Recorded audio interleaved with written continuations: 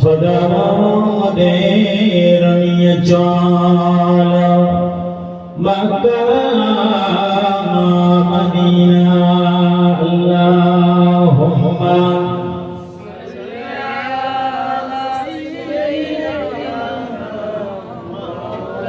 ওয়ালা আলি সাইয়্যিদিনা মাওলানা মুহাম্মদ কলিমা জিকির করুন লা ইলাহা ইল্লাল্লাহ লা ইলাহা ইল্লাল্লাহ লা ইলাহা ইল্লাল্লাহ মুহাম্মাদুর রাসূলুল্লাহ সাল্লাল্লাহু আলাইহি ওয়াসাল্লাম।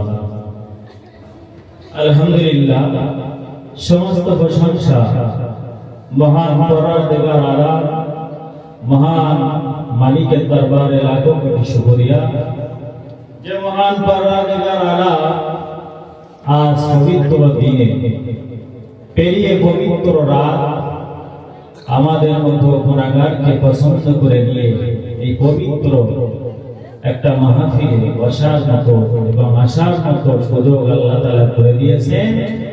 তাই সকলে সেই মহান পরওয়ারদিগার আলম রব্বুল আলামিনের দরবারে শুকরিয়া জ্ঞাপন করি। সকলেই অন্তরের স্থল থেকে মহব্বতের সঙ্গে বলি আলহামদুলিল্লাহ।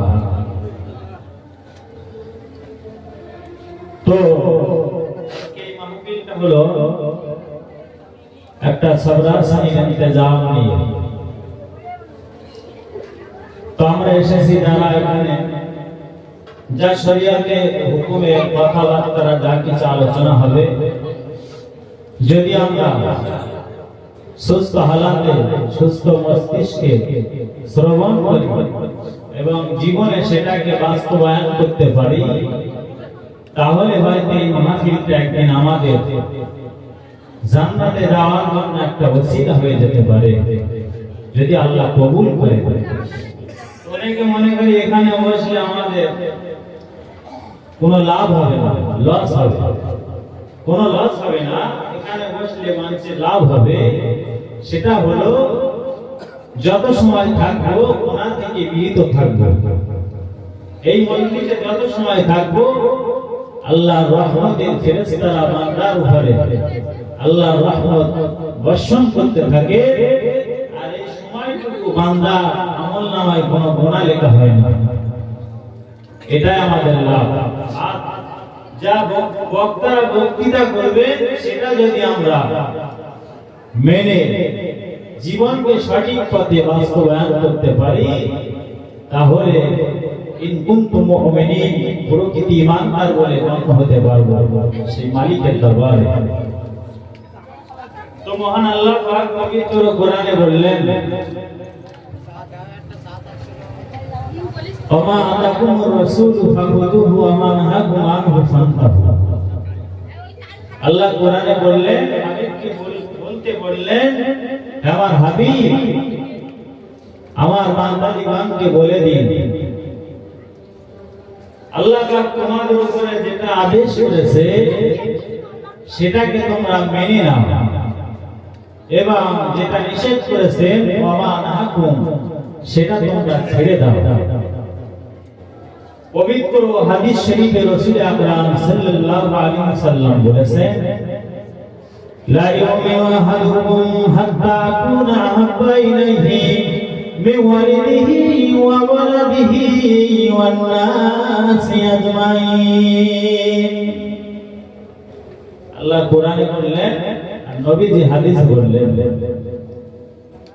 তোমরা তত সময় পর্যন্ত প্রকৃত ঈমানদার মুমিন হতে পারবে না যত সময় না আমি রাসূলুল্লাহ আমাকে বেশি মহব্বত না করবে, পিতা মাতা সন্তান সন্ততি ধন সম্পদ আত্মীয় স্বজন অভিজ্ঞ আমি রাসূলুল্লাহ আমাকে যত সময় ভালো না বাসবে তত সময় দাবি করতে পারবে না প্রকৃত মুমিন বলে।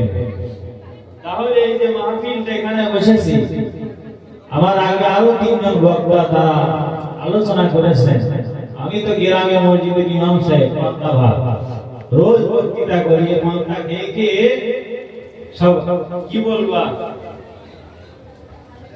আর কোনো টান নেই খাওয়া। যেহেতু খুব ঠান্ডা পড়তেছে, অনেকে চেষ্টা করবে তো আমার বাড়ি হুজুর, এত সময় বাইরে হুজুর ছিল তাদের আওয়াজ শুনেছি, এবারে টেনে উঠি লেপ কেদার মধ্যে গিয়ে নাক দেখাবো। হয়তো অনেকে চিন্তা ভাবনা, তো আমার অভ্যেস ওয়াজ করলে মানুষে বেশি কম বলি, আজকে আর একদম কারো বেশি কম বলবো না, সহজ সরল ভাবে ওয়াজ নসিহত করে চলে যাবো। তাতে যদি কারো আল্লাহ হেদায়েতের বাণী অন্তরে দেন, শুধু সুরতাল শুনে কেচ্চা কাহিনী শুনে যদি একটু অন্তরে হেদায়েত আসে, আল্লাহ যদি করেন ইনশাআল্লাহ হেদায়েত হবে। আজকে বাজে কথা বা কারো খোঁচা দেওয়া কথা কোনো হবে না। শুধুমাত্র আল্লাহ পৃথিবীতে বান্দা পাঠিয়েছেন, বান্দি পাঠিয়েছেন কি জন্য? আল্লাহর ইবাদত বান্দি করার জন্য। কিন্তু আমাদের আগে যারা এসেছেন, নবীর যুগে যারা এসেছেন, তারা কেমন ভাবে জীবন যাপন করেছেন, কেমন ভাবে তাদের জীবন চলেছে, তারা পৃথিবীতে আর নাই, তারা আল্লাহর দরবারে চলে গেছে। আর আজ আমরা যারা পৃথিবীতে এসেছি, কেমন ভাবে জীবন যাপন করছি, মৃত্যুর পরে আমাদের ঠিকানা কোথায় হবে জানি না। নেককার হলে পরে তার ঠিকানা হবে দেখালাল জান্নাত, জান্নাত। আর যদি বদকার হয় তার ঠিকানা হবে জাহান্নাম। তো নবীজি বললেন হাদিস শরীফের ভিতরে, আমাকে যত সময় তোমাদের অন্তর থেকে মহব্বত না করবে, ধন সম্পদ, সন্তান সন্ততি, পিতা মাতা অপেক্ষা আমাকে বেশি বেশি মহব্বত করতে হবে, প্যার করতে হবে, তাহলে তুমি দাবি করতে পারবে ইন কুনতুম মুমিনিন, আমি প্রকৃত ঈমানদার মুমিন।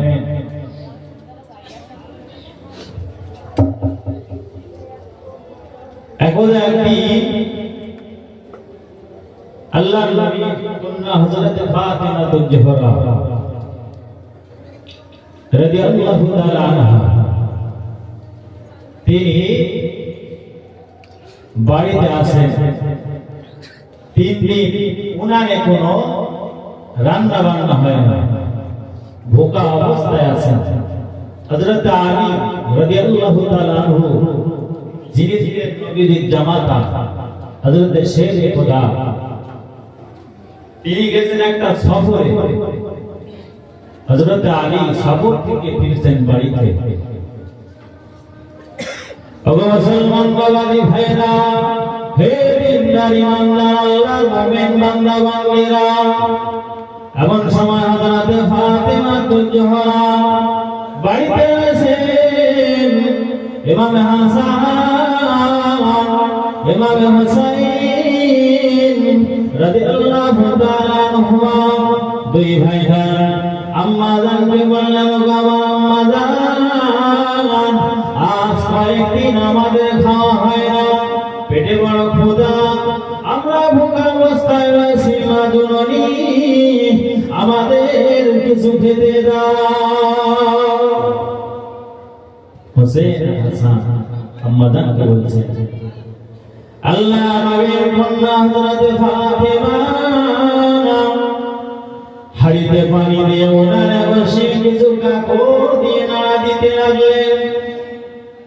বাচ্চাদেরকে বলল, বাবা তোমরা ঘুমাও, রান্না হয়ে গেলে আমি তোমাদেরকে ডেকে খেতে দেব। এমন সময় হযরত আলী রাদিয়াল্লাহু তাআলা আনহু হুজুর বাড়িতে আসলেন। প্রাণের বিবি হযরত ফাতিমাকে ডেকে বললেন, ও মা ফাতিমা, ও বিবি ফাতিমা, আমি আলী, আমার পেটে বড় ক্ষুধা পেয়েছে, ক্ষুধার জ্বালা যন্ত্রণা আর সহ্য করতে পারি না, ঘরে কি কোনো খাবার কিছু আছে?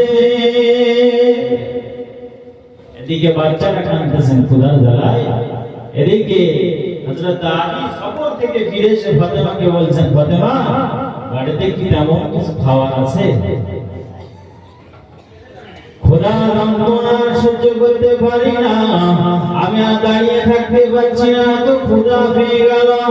হযরত ফাতেমা বললেন, ও আমার প্রাণ প্রিয় স্বামী গো তেমন কিছু তো বাড়িতে নাই। আজ 3 দিন উনান জ্বলে না, 3 দিন কোনো খাদ্য খোরাক পেটে পড়ে না। আমার বাচ্চারা ক্ষুধার তাড়নায় ঘুমিয়ে গেছে। আমার ঘরে তেমন তো কিছু খাওয়ার নাই, শুধুমাত্র পানি ছাড়া আর কিছুই না। হযরত আলী বললেন, ও ফাতেমা, বাড়িতে কি পাত্র আছে নাকি?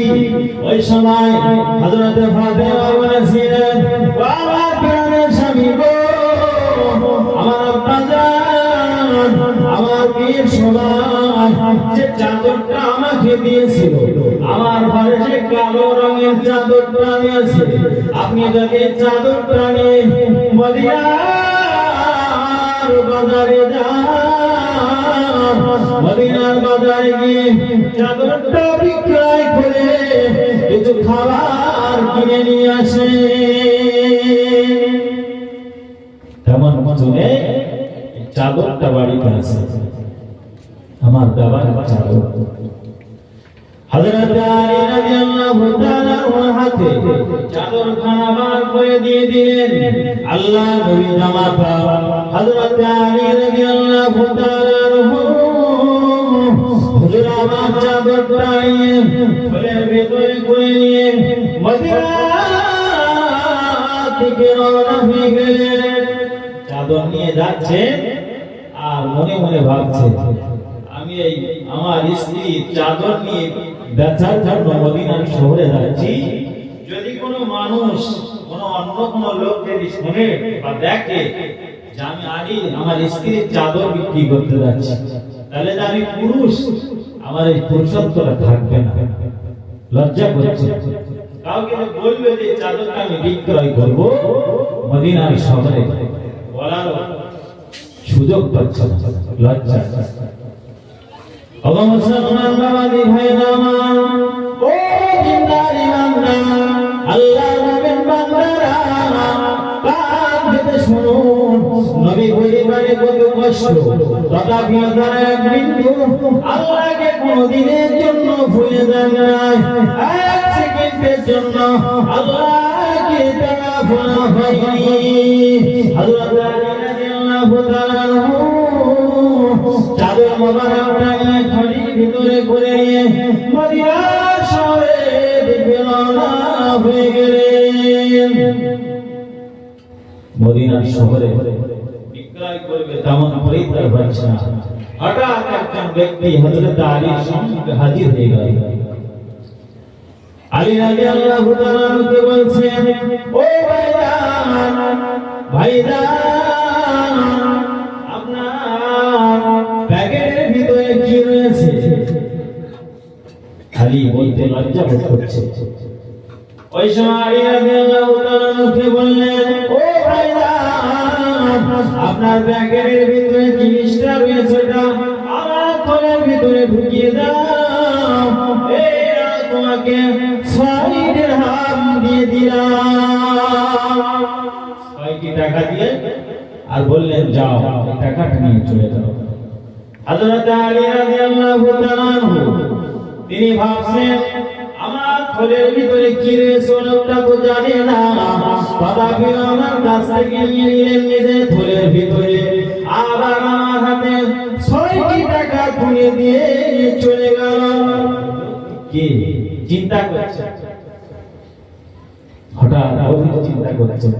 এদিকে চিন্তা ভাবনা করতে করতে মনের ভিতরে আনন্দ এসে গেছে, যাকে চাদরটা বিক্রয় হয়েছে, আমি এবার মদিনার শহরে গিয়ে খাদ্য খোরাক কিনে নিয়ে আমার ঘরে ফিরে যাব। আমার বিবি ফাতেমা ভুখা, আমার দুই কলিজার টুকরা সন্তান ইমাম হাসান হুসাইন তারা ভুখা অবস্থায় রয়েছে, তাদের দুটো আহার কালে তুলে দেব। মুসলমান বাবাজি ভাইরা আমার, হযরত আলী রাদিয়াল্লাহু তাআলা ওই 6 দিরহাম নিয়ে মদিনা দিকে দৌড়ে দৌড়ে রওনা হয়ে যায় খাবারের দোকানের দিকে। হঠাৎ এমন সময় পিছন থেকে একটা লোক জামালিকে ডাক দেয়, হে নবী জামাত আলী, দাঁড়িয়ে যাও, দাঁড়িয়ে পিছন থেকে আওয়াজ শুনতে পাচ্ছে। থমকে দাঁড়িয়ে গেলেন, পিছনে ফিরে দেখে একজন ভিখারি মানুষ। ভিখারি ব্যক্তি আলীকে ডাক দেয়, ও নবীর জামাত আলী, ও খোদা বাবা আলী, দাঁড়িয়ে যাও, দাঁড়িয়ে যাও। আজ কয়েকদিন আমরা আছি, ভোগা অবস্থা আছি, যদি আমাকে 2টি টাকা দাও, আমি মদিনা শহরে একটু খাবার কিনে নিয়ে খেয়ে আমার জীবনটা আমি বাঁচিয়ে নিতে পারি। আলীর চিন্তা ছিল ওই 6 টাকার খাবার কিনে নিয়ে বাড়ি ফিরে যাবো, পরিবার পরিজন এক জায়গায় বসে খাবো। মনের ভিতরে রাগ হচ্ছে যে 6টি টাকা পেলাম, কয়েকদিন পরে খাবো, তার থেকে চিন্তা ভাবনা করছে। আল্লাহ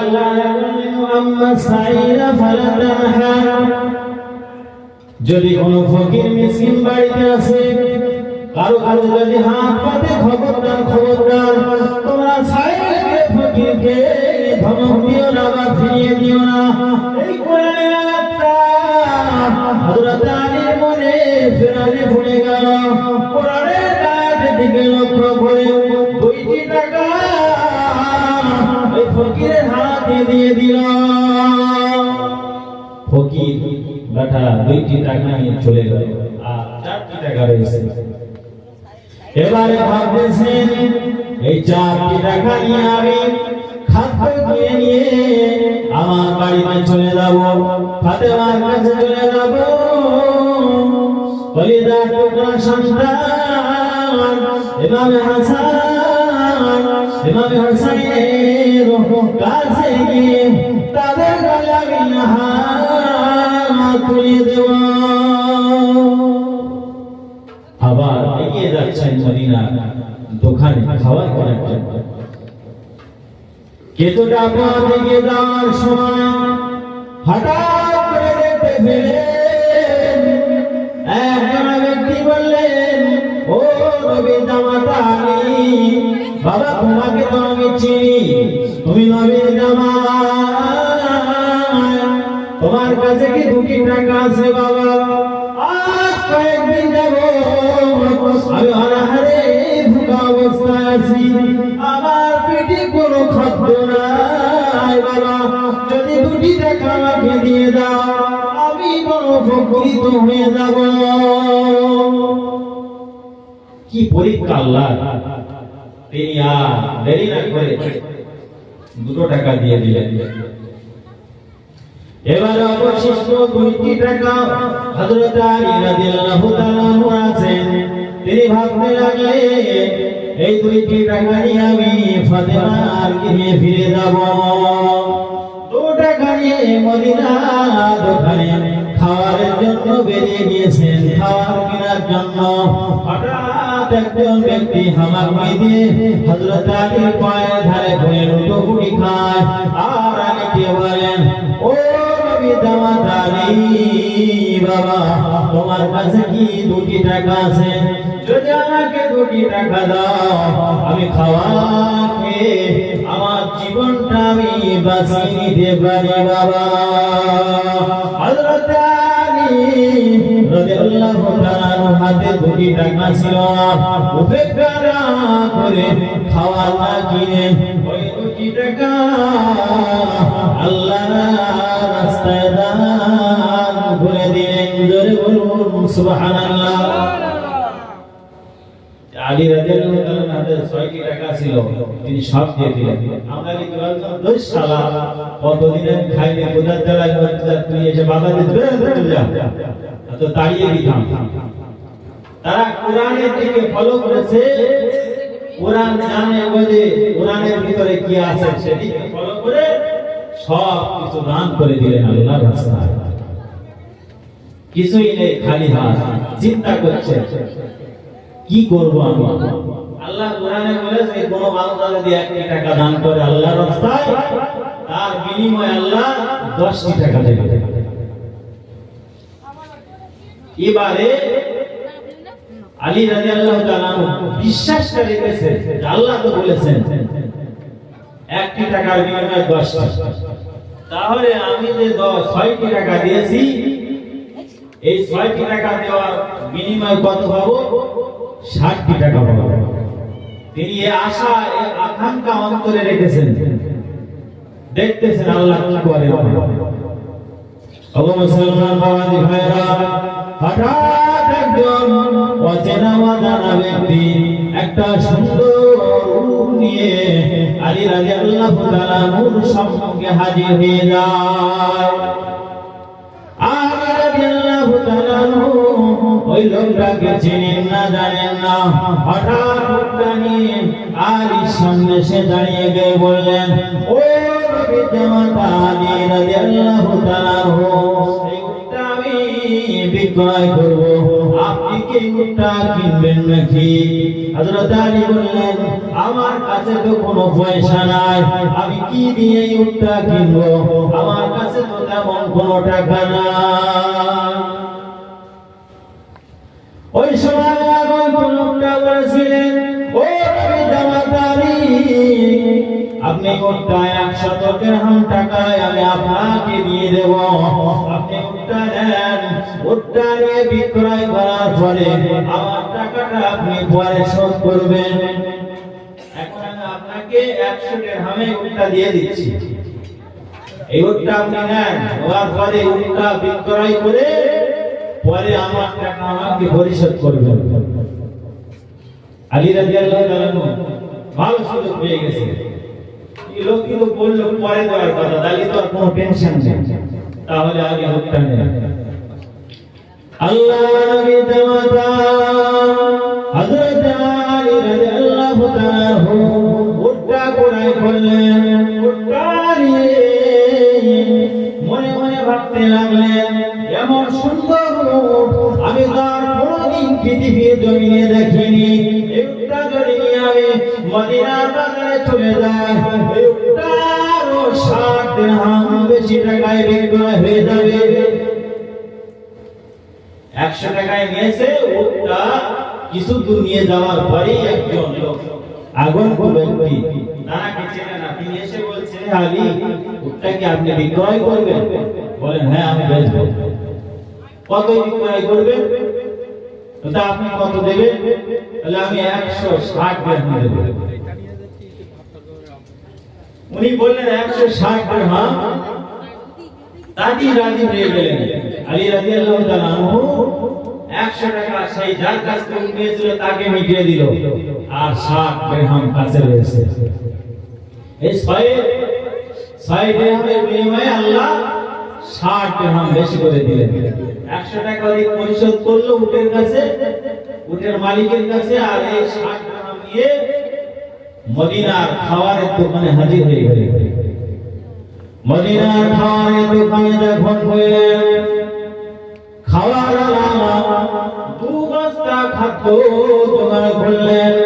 হযরত আলী বললেন, এই 2 বস্তা খাবারের দাম কত হতে পারে?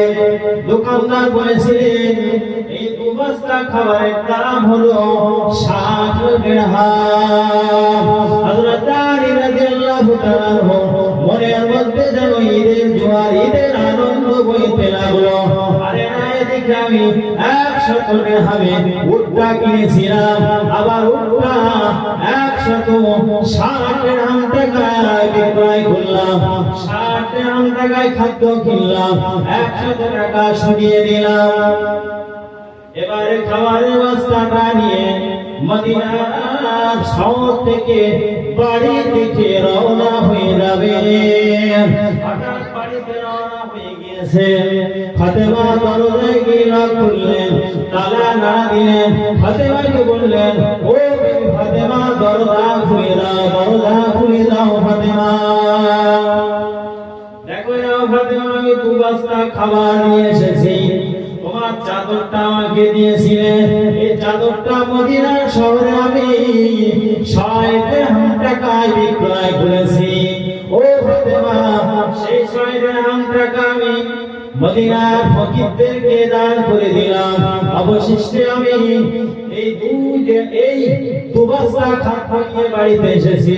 ফাতেমা বলল, আমি দৌড় খুলবো না, দিয়েছিলাম সামান্য একটা চাদর, সেটা বিক্রয় হয়েছে 60 দিরহামে, আর তুমি এই 60 দিরহামে খাবার নিয়ে এসেছো, এই খাবার কোথা থেকে নিয়ে এসেছো?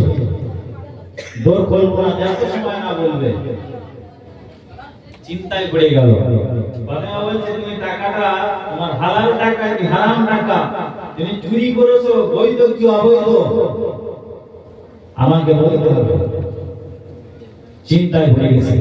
এদিকে ফাতেমা দরজা খোলে না, চিন্তায় পড়ে গেল। অবশেষে রাসূলের দরবারে চলে গেল হযরত আলী। নবীজির দরবারে গিয়ে বলছে, হুজুর আপনার মেয়ে ফাতেমা বড় জেদি। কি হয়েছে? আলে এই ব্যাপার আগের ঘটনাগুলো সব খুলে বললেন নবীকে। নবী বললেন, হে আলী, তুমি ফাতেমার চাদরটা কত টাকায় বিক্রয় করেছো? বলে, হুজুর আমি 6 দিরহামে বিক্রয় করেছি। ফাতেমা কি আমার যখন খাবারের জন্য আমি মদিনার দোকানে চলে গেলাম, ফাতেমা কি 3 জায়গায় 3টে ফকির আমাকে 2 দিরহাম করে 6 দিরহাম তারা নিয়ে গেছে। অবশিষ্ট আমার আর কিছু ছিল না।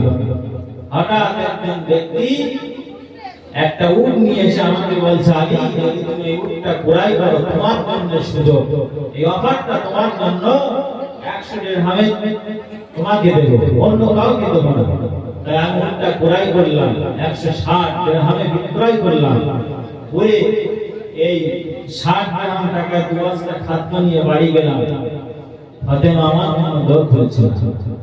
নবী বললেন, ও আলী, তুমি কি জানো যে লোকটি 2 দিরহাম টাকা তোমার কাছ থেকে নিয়েছিল, লোকটিকে চেনো?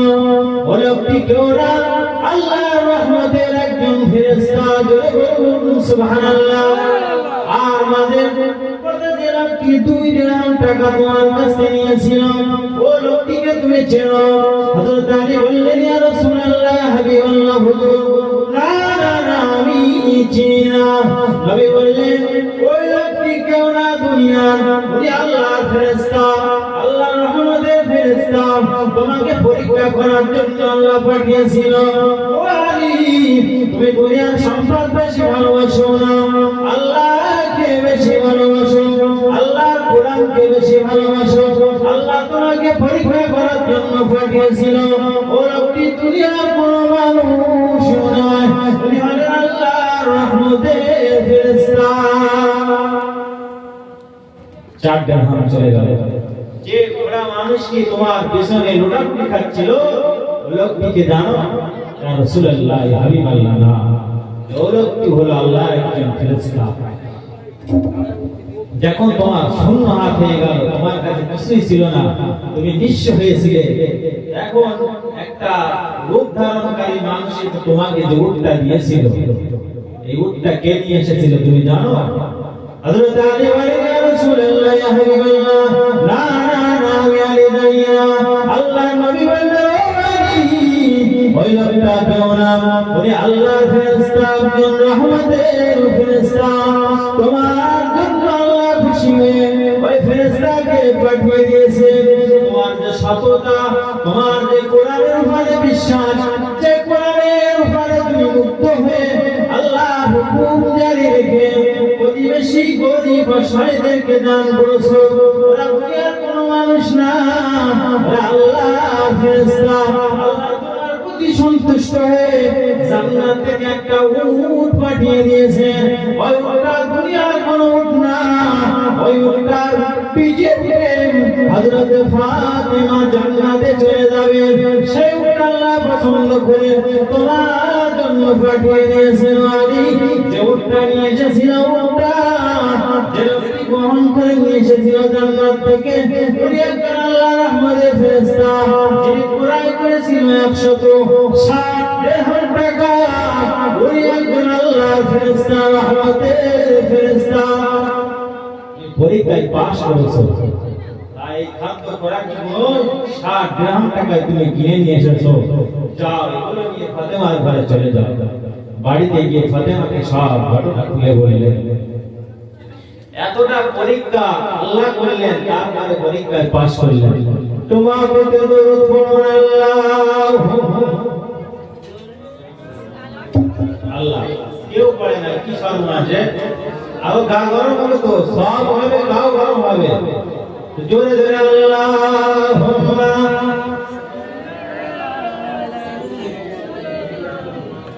এখনো কারোর বলে কোনো খোঁজাও যায়নি, কোথাও মারেনি।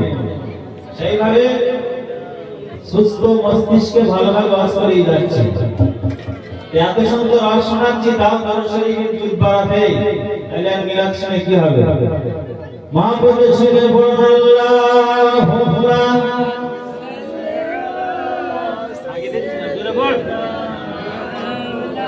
ওয়া আলা সাইয়্যিদিনা মাওলানা মুহাম্মদ। এবারে ফাতেমা স্বামীকে বললেন, আমার কয়েকটা আবদার তোমাকে মানতে হবে। আমি ফাতেমা দুনিয়া ছেড়ে বিদায় দেব, মারা যাব। মারা যাওয়ার পরে আমার রাতে অন্ধকারে মাটি দেবে। দিনের বেলায় যেন আমার জানাজা না হয়। দিনের বেলা আমাকে কবরস্থানে নিয়ে যাবে না। আমি যখন মারা যাব আমাকে যেন খাটিয়ায় তুলবে না। আমাকে অল্প সংখ্যক মানুষদের খবর দিয়ে আমাকে কবরস্থানে দাফন করবে। স্বামীকে বলছে গোপন, এই কথাগুলো আপনি মানবেন। হযরত আলী ফাতেমাকে ডেকে বলছে, ফাতেমা যদি জানাজায় খবর দেয় বেশি মানুষ হলে বেশি জানাজায় লোক হলে তো সব বেশি হবে। ফাতেমা স্বামী বলছে, বেশি লোক জানাজায় যে আমাকে কি উপকার হবে? যদি আমার স্বামী যদি একবার সাক্ষ্য দেয় আমার স্ত্রী খুব ভালো ছিল, তাহলে শত শত লোক জানা যায় আমার কোনো লাভ নেই। যদি আমার স্বামী আমার উপর সন্তুষ্ট থাকে তাহলে তো সেটাই আমার জন্য লাভ। তাহলে অন্য কোনো মানুষকে খবর দেওয়ার কোনো প্রয়োজন নেই, দরকার নেই। আমাকে গভীর রাত্রে দাফন করবে আর আমার কবর খনন করার জন্য খুব আপন মানুষকে বলবে। ফাতেমা এই ওসিয়ত করলেন হযরত আলী। ফাতেমার ইন্তেকালের 6 মাস আগে রাসূলুল্লাহ পৃথিবী ছেড়ে ইন্তেকাল হয়েছে। একদিন ফাতেমাকে নিয়ে নবীজি বাড়িতে বসে আছে। ফাতেমা হঠাৎ রাসূলের দরবারে হাজির হয়ে আল্লাহকে বলছে, আব্বাজান। একটু অন্ধকারে ফাতেমা রাসূলের ঘরে হাজির হয়েছে। গিয়ে বলছে, আব্বাজান একটু আলোটা ধরাবেন? বলছে, কেন মা? এমন কথা তো কোনোদিন বলো না। কেমন কথা বলছেন? তাহলে আপনি একটু আলোটা ধরান। আল্লাহ নবী দুনিয়ার বাদশাহ জনাব মুহাম্মদ রাসূলুল্লাহ সাল্লাল্লাহু আলাইহি ওয়াসাল্লাম আলোটা ধরালেন।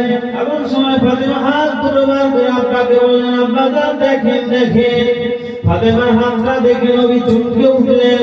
দেখতে পেলেন ফাতেমার হাতে কোনো চামড়া নাই, শুধু হাতে একটা আলো দুটো রয়েছে, লাল রক্তের মতো গোশত দেখা যায়।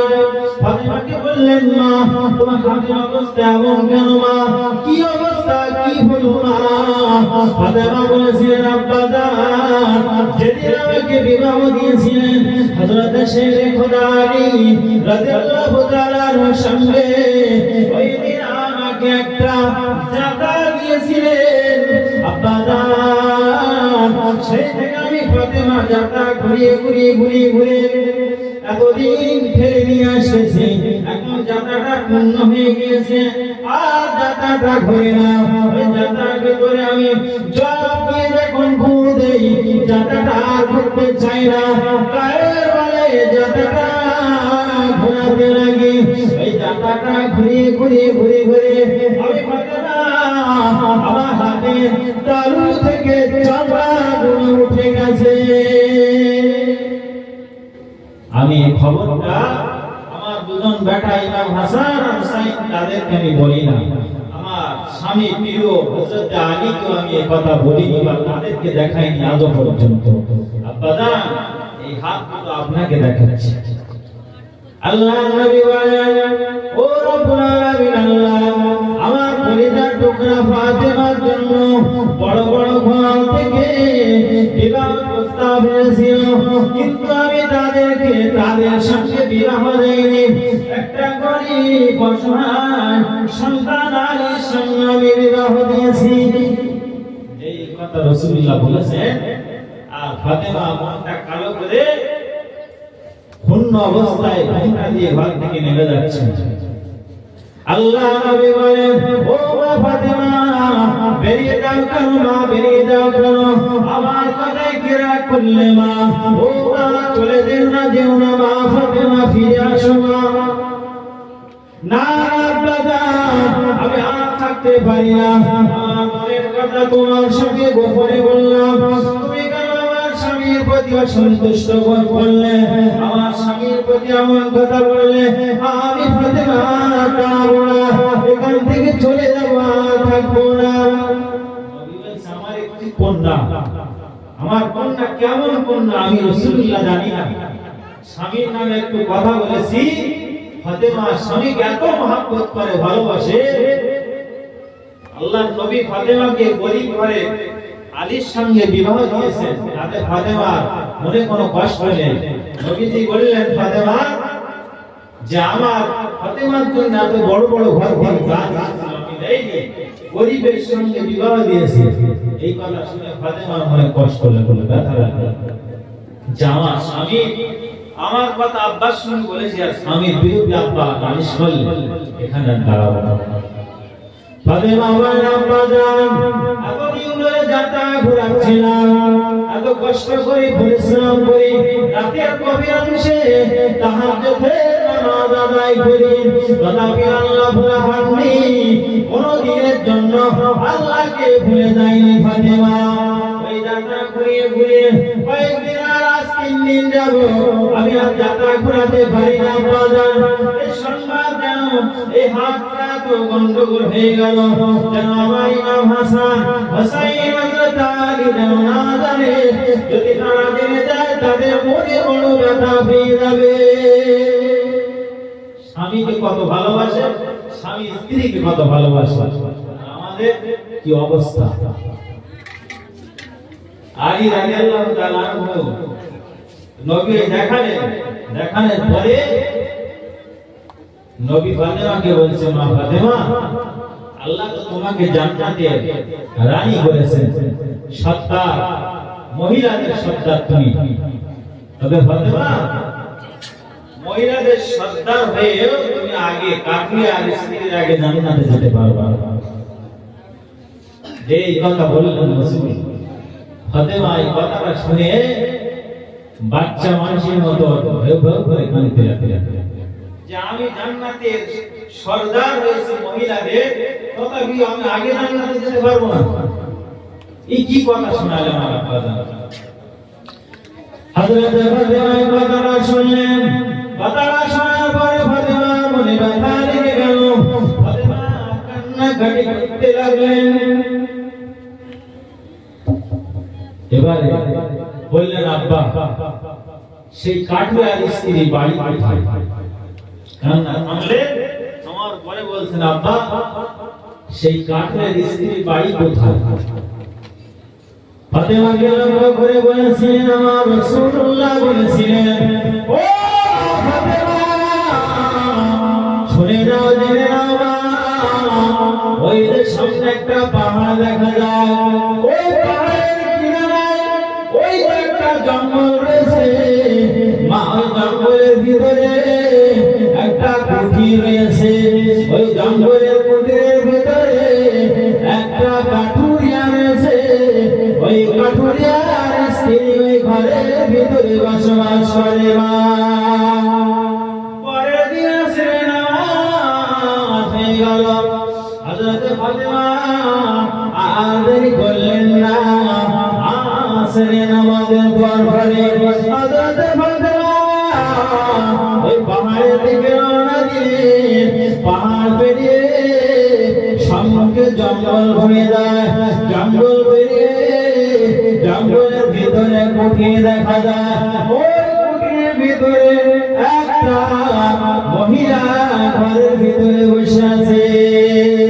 হযরত ফাতেমা গুটি গুটি পায়ে বললেন, এই ঘরের ভিতরে কি কেউ আছো নাকি? অনেক সময় বাদে একটা ভেসে আসলেন, বললেন আপনি কে গো? ফাতেমার কথা শুনে কাঠুরের স্ত্রী বলল আপনি কে?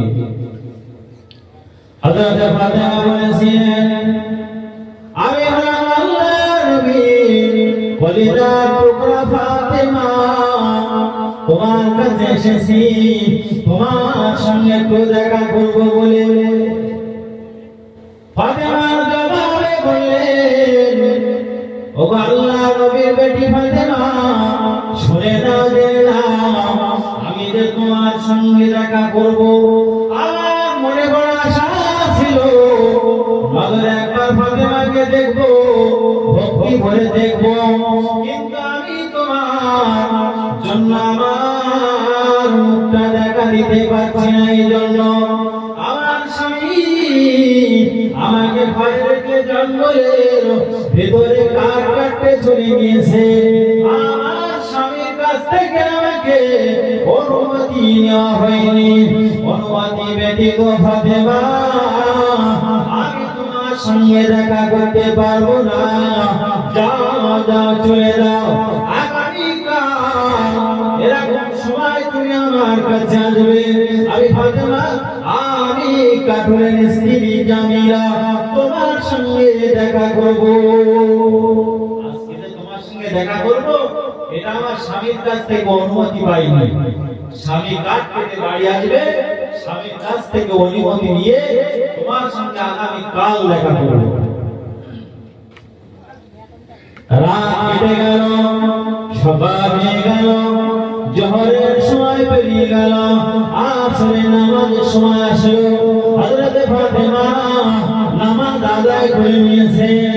এমন সময় ওই কাঠুরের বাড়িতে রওনা দেবে, ওই সময় হযরত ইমাম হুসাইন রাদিয়াল্লাহু তাআলা মাকে ধরে বললেন ও বাজার,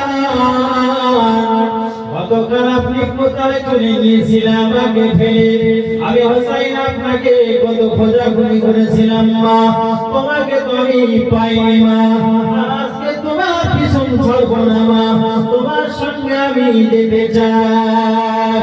হুসাইন রাদিয়াল্লাহু তাআলা বয়স 4 নয় 5 বছর বয়স, 5 বছরের বাচ্চা ইমাম হুসাইন মায়ের পেছন ধরলেন। ওই পাহাড়ে পেয়ে জঙ্গলের দিকে চলে যা, জঙ্গলের ভিতরে গিয়ে দেখতে পেলেন কাঠুরের স্ত্রী জামিলা ওই ঘরের ভিতরে এসে। ফাতেমা বললেন ও জামিলা, আমি তোমার সঙ্গে দেখা করার জন্য এসেছি জামিলা, একটু বেরিয়ে আসো, তোমার সঙ্গে আমি দুটি কথা শুনতে চাই বা বলতে চাই। 1 ঘন্টা কেটে গেল, ফাতেমা বাইরে বসে রয়েছে জামিলার সঙ্গে দেখা করে। জামিলা বার হচ্ছেন। ফাতেমা বললেন ও জামিলা বেরিয়ে আসো, বেরিয়ে আসো, তোমার সঙ্গে আমি দুটো কথা বলবো।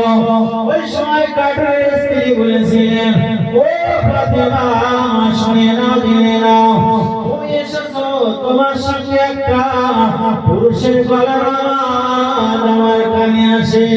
ওই বাচ্চাটাকে ওই সময় কাঠুরের স্ত্রী জবাবে ফাতেমা বলেছিলেন এই বাচ্চাটা হলো আমার কলিজার টুকরা ইমাম হুসাইন, আমার সঙ্গে এসেছে, তোমার সঙ্গে আমি একটু সাক্ষাৎ করতে চাই।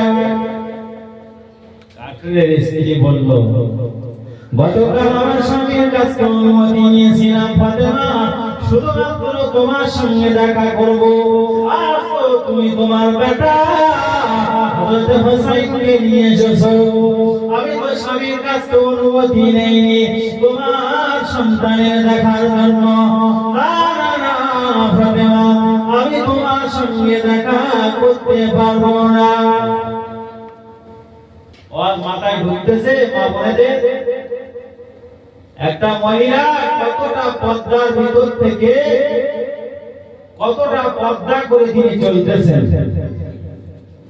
স্বামীর কাছে অনুমতি নিয়েছে হযরত ফাতেমার সঙ্গে দেখা করবে আগামীকাল। ফাতেমার সঙ্গে 4 বছর থেকে 5 বছরের বয়সের সন্তান, তিনি মায়ের সঙ্গে গেছেন। তাই মায়ের সঙ্গে গিয়েছে বলে কাঠুরের স্ত্রী ফাতেমার সঙ্গে কথা বললেন। ইমাম হুসাইন বললেন, ও মা ফাতেমা, তুমি হলে জান্নাতের রমণী, সত্তার হবেন মা। আর মহিলাটা কত বড় মহিলা, বিয়াদব। নবীর কন্যা ফাতেমার সঙ্গে দেখা করবে, আমি তোমার সঙ্গে এসেছি বলে ওই মহিলাটা তোমার সঙ্গে দেখা করবে না মা। এই মহিলা তো ভালো না মা, চলো চলো আমরা নবীর দরবারে চলে যাই। হাসান হুসাইন ছোট মানুষ, ফাতেমা হুসাইনকে বুকের ভিতরে জড়িয়ে ধরে বললেন, ও বাবা হুসাইন, আমার কথা বলতে নাই বাবা, বলতে নাই। তোমার নানা জান বলেছে আমি ফাতেমা আমার আগে ওই কাঠুরের স্ত্রী জান্নাতে যাবে, জামা করে যাবে। আমার মাথায় তো কোনো কাজ হয় না। ও বাবা হুসাইন, তুমি এমন কথা বলো না। তোমার নানা জান বলেছেন আমি ফাতেমা আমার আগে কাঠুরের স্ত্রী জান্নাতে যাবে। হযরত হুসাইন বললেন, মা জননী তাই চলো। নানা জানের দরবারে চলে যায়। নানার কাছ থেকে সমস্ত ফয়সালাটা মিটিয়ে নিয়ে আসবো। কাঠুরের স্ত্রীর কাছে বোঝ পার করার কোনো দরকার নাই। হুসাইনের কত বুদ্ধি। কাঠুরের স্ত্রীর সঙ্গে হযরত ফাতেমা দেখা হলো না। ফাতেমা হুসাইনকে নিয়ে আল্লাহর নবীর দরবারে হাজির হয়ে যায়। হযরত ইমাম হুসাইন নানাকে গিয়ে বললেন, নানা জান, আপনি কি বলেছেন কাঠুরের স্ত্রী আমার মায়ের আগে জান্নাতে যাবে, আমার মা যিনি হবে জান্নাতের ভিতরে নারীদের সরদার। কেমন করে হয়? ওই সময় হযরত আলী রাদিয়াল্লাহু তাআলা আছেন, ওই জায়গায় আলী বসে আছেন। আল্লাহ নবী আলীকে বললেন, আলী খবরটা তুমি ফাতেমাকে জানিয়ে দাও। আমি রাসূলুল্লাহ কেমন করে বলবো, তুমি একটু জানিয়ে দাও। এদিকে কাঠুরের স্বামী কাঠুরের স্ত্রী মেজা জামিলা ঘরের ভিতরে রয়েছে। কাঠুরিয়া যখন কাঠ কাটতে যায়, প্রতিদিন নামাজ আদায় করে আর বলে, আল্লাহ আমার স্ত্রীকে তুমি সবার আগে জান্নাতে প্রবেশ করিও। প্রতিদিন নামাজ পড়ে দোয়া করে, আল্লাহ আমার স্ত্রীকে তুমি জান্নাতে সবার আগে দিও। আল্লাহ আল্লাহ তো স্বামীর দোয়া ফিরিয়ে দেয় না স্ত্রীর জন্য। এদিকে আল্লাহ সঠিক, স্বামী যদি স্ত্রীর জন্য দোয়া করে সঠিক মনে আল্লাহ সেটাই কবুল করে নেয়। আল্লাহ এদিকে কাঠের দোয়া ফেলে দিতে পারছে না। এদিকে আল্লাহ বললেন ফাতেমা জান্নাতের সরদারানি হবে, তিনি জান্নাতে যাবে। ওই জন্য কাঠের দোয়া আল্লাহ কবুল করেছে। এখন ফাতেমাকে ঘটনাটা বলবেন হযরত আলী রাদিয়াল্লাহু তাআলা বললেন, ও ফাতেমা, যদি সফর থেকে এসে তোমাকে বলেছিলাম ফাতেমা ঘরে কি কোনো খাওয়ার কিছু আছে, ফাতেমা তুমি কি না বলেছিলে? ও স্বামী গো, আমার ঘরে তো তেমন কিছু নাই, শুধু একটু পানি ছাড়া কোনো খাদ্য নাই। তবে আমাকে বলেছিলে ঘরে কি কোনো আসবার পাত্র আছে নাকি? আমি সেদিন বলেছিলাম, স্বামী গো, আমার বিয়ের সময় যখন আব্বা জান আমাকে একটা চাদর দিয়েছিল, আমার বাবার চাদরটা ঘরে এনেছে, এই চাদরটা নিয়ে যদি মদিনার শহরে বিক্রয় করো, বিক্রয় করে আমার জন্য খাবার নিয়ে এসো। হযরত ফাতেমার কাছে আলী ঘটনাটা খুলে বলতেছে। ফাতেমা বলে, আমি শুনতে চেয়েছি আর তুমি কেন আমাকে জানাচ্ছ? দর্শক আল্লাহুম্মা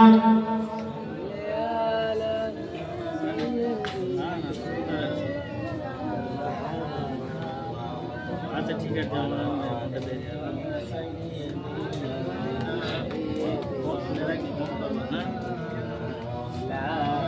ফোন করবো ভোরবেলা ফোনটা খুলে রাখিস।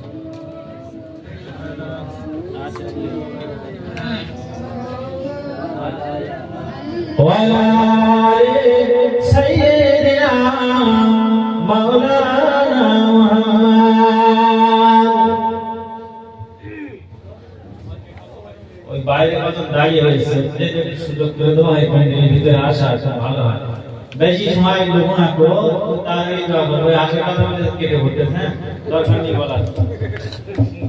তো ফাতেমার কাছে ঘটনা খুলে বলতে হযরত আলী, ফাতেমা বলছে আমি শুনতে চেয়েছি আর তুমি করছো।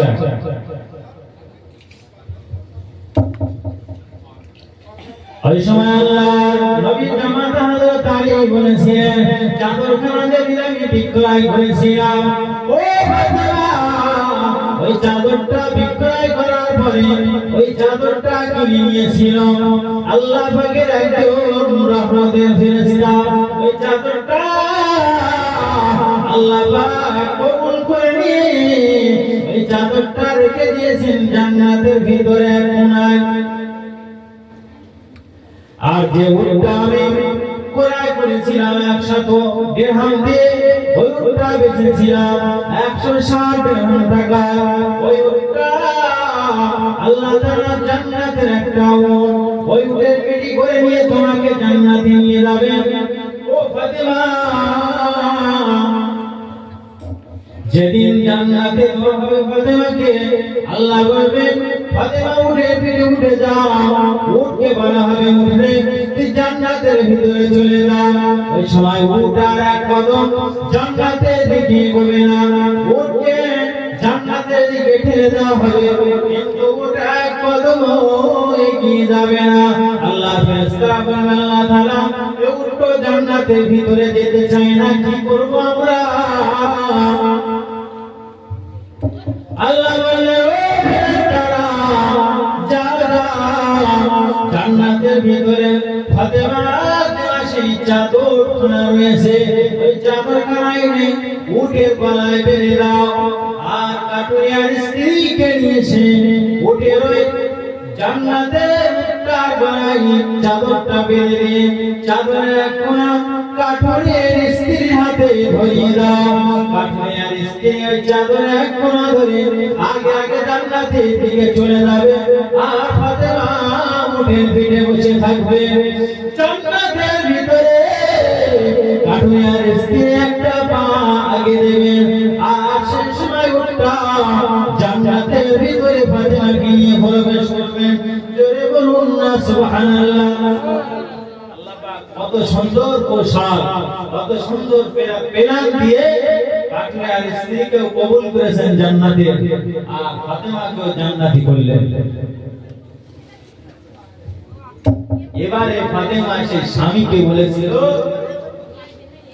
আমি মারা যাব, গভীর রাতে জানাজা করে আমাকে দাফন করবেন, যেন কেউ জানে না আমি ফাতেমা মারা গেছি। আল্লাহ নবী ইন্তেকাল হয়ে গেছে। আল্লাহ নবী ইন্তেকাল হওয়ার পরে 6 মাস পরে হযরত ফাতেমা ইন্তেকাল হবেন। প্রাণের স্বামীকে ডেকে বললেন ও আমার প্রাণের স্বামী গো, আমি ফাতেমা থাকবো না, রব না, ছাড়বো না, আমি বিদায় নেব। আর গভীর রাতে আমার জন্য একটা কবর খনন করো। আলী ফাতেমার এই আওয়াজটা শুনে মনে বিষম ব্যথা, খুব কষ্ট অনুভব করছেন যে আমার ফাতেমা আমার থেকে ছেড়ে বিদায় নিয়ে যাবে। আর 6 মাস আগে নবীজি ইন্তেকাল করেছেন। ইমাম হাসান আর হুসাইন নানাজান নানাজান বলে এখনো তাদের চোখের পানি পড়ে, আবার মা হারা হবে।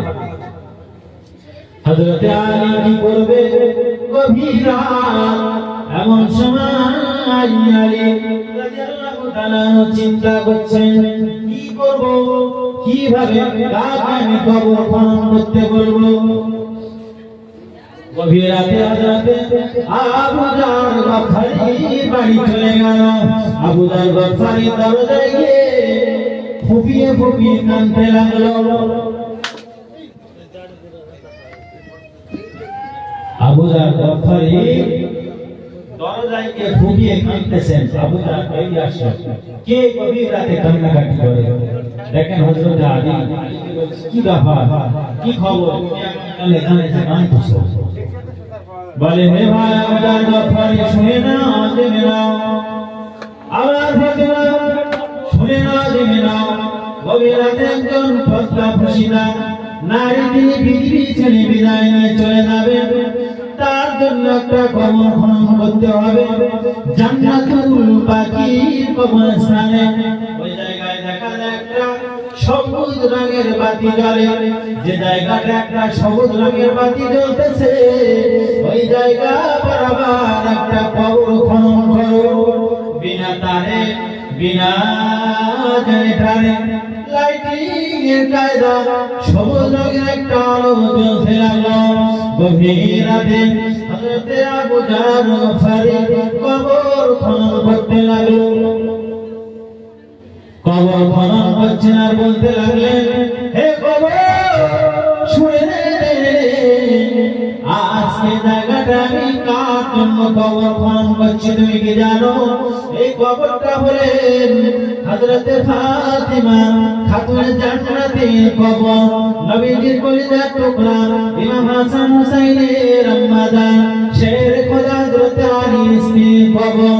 কবরে তোর ভিতরে আমি আজকে যাকে রাখা হবে, খবরদার তুই যেন বেয়াদবি করিস না। কবর থেকে আওয়াজ এসেছিল, কে নবীর বেটি ফাতেমা, কে ইমাম হাসান হুসাইনের আম্মা জান, কে আলীর স্ত্রী? আমি চিনি না। কবর যদি আমার ভিতরে নেক আমল নিয়ে আসতে পারে, সে আমার ভিতরে সুখে শান্তিতে থাকবে। আর যদি ঈমান না নিয়ে আসে, সে আমার ভিতরে নাজাত পাবে না। এই হচ্ছে আলোচনা। এত সময় ধরে যা আলোচনা করেছি, আমি আমার মা বোনেদের উদ্দেশ্য করে বলেছি, আজ আল্লাহ তাআলা আমাদের জন্য পর্দা ফরজ করেছেন। মহিলাদের কেমন ভাবে চলতে হবে সেটা খেয়াল রেখে আমরা পৃথিবীতে জীবন যাপন করব। আমরা চেষ্টা করব সঠিকভাবে এই পৃথিবীতে চলা। আল্লাহ যেন আমাদের সকলকে সঠিকভাবে চলা তৌফিক দান করে। আর আমরা যারা বেনামাজি হয়ে আছি, আমাদের চিন্তা ফিকির আমাদের ভিতরে নেই। আমার আগে জলিলুর তিনি বলছিলেন নামাজের কথা, খুব সুন্দরভাবে আলোচনা করছিলেন কোরআনের আয়াত দিয়ে। আমি চাইলে বলতে পারতাম, আজকে যেহেতু ঘরোয়া সভা, এখানে যে কটা মতদালো রয়েছে পুরুষ মানুষের থেকে মনে হয় 3 ডবল মহিলা রয়েছে, সেজন্য আমার এই আলোচনার দিকে ফিরে যাওয়া লাগলো। তো মা বোনেরা, আপনারা শুনেছেন কিভাবে ফাতেমা জীবন যাপন করেছেন। আরো যারা আল্লাহর মাহবুব বান্দি পৃথিবী থেকে বিদায় নিয়েছেন, তারাও কিভাবে জীবন যাপন করেছেন। নবীর সাহাবা সাহাবীরা তারা কিভাবে পৃথিবীতে জীবন যাপন করেছেন, সেসব আলোচনা বহু লম্বা। তো আমি আর বিশেষ করে বেশি আলোচনা বাড়াচ্ছি না। প্রায় 10টা বাজতে 19 মিনিট মতো সময় আছে। আমাদের দোয়া খায় করতে হবে। আগামীকাল আবার এই বাড়িতে কালেমা শরীফের ইন্তজাম হবে। তো সেজন্য সংক্ষিপ্ত আলোচনা। আপনারা যারা এসেছেন, তো সকলে একবার উঠে দাঁড়িয়ে যান, নবী পাকের শানে একটু সালাত ও সালাম পাঠ করি।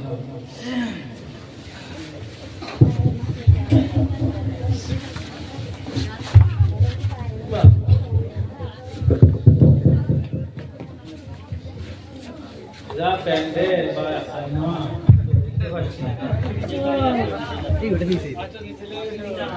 মহাব্বতের সাথে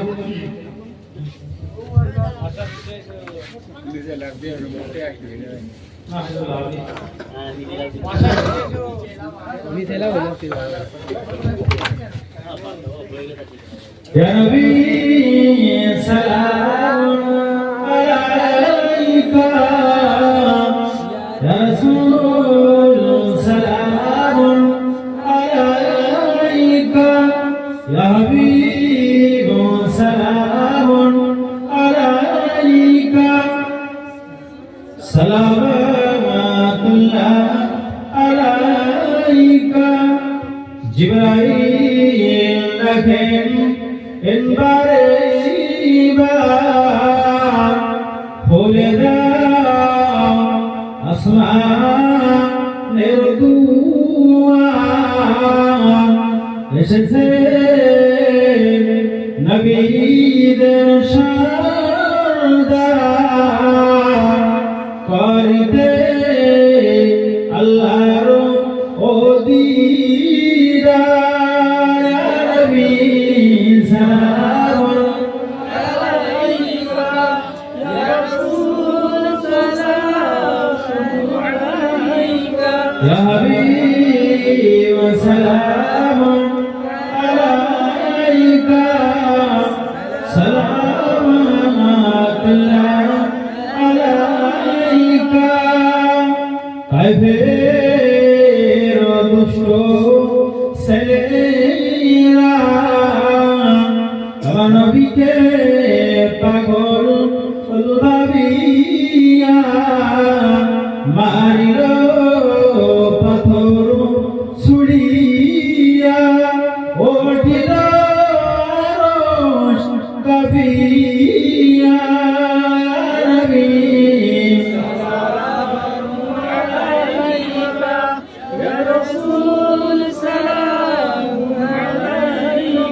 يا حبيب سلام عليك صلوات الله عليك نبي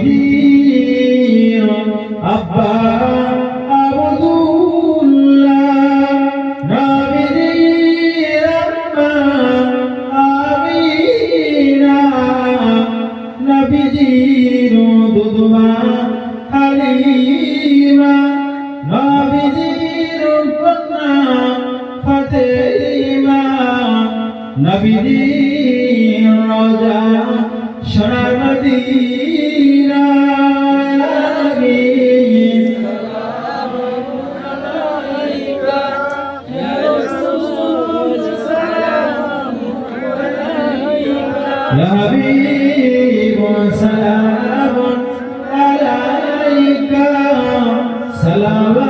সালাওয়াতুল্লাহ আলাইকা বালাগালি কামানিহি